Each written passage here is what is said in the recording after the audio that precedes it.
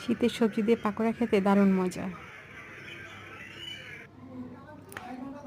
আলু, গাজর, সিম, মরিচ, পেঁয়াজ সব কিছু গ্রেনেড করে নিয়েছি।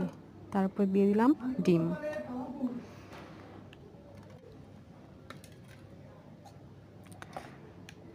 এবার দিয়ে দেব পরিমাণ মতো কর্নফ্লাওয়ার।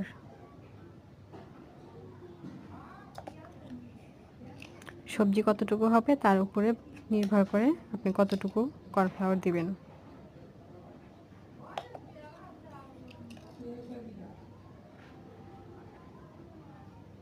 এবার দিয়ে দেব স্বাদ মতো লবণ, সয়া সস, টমেটো সস, নুডলসের মশলা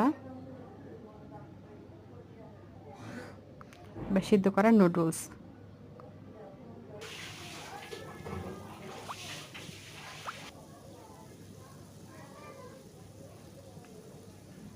ভেজে নিব, হয়ে গেল পাকোড়া।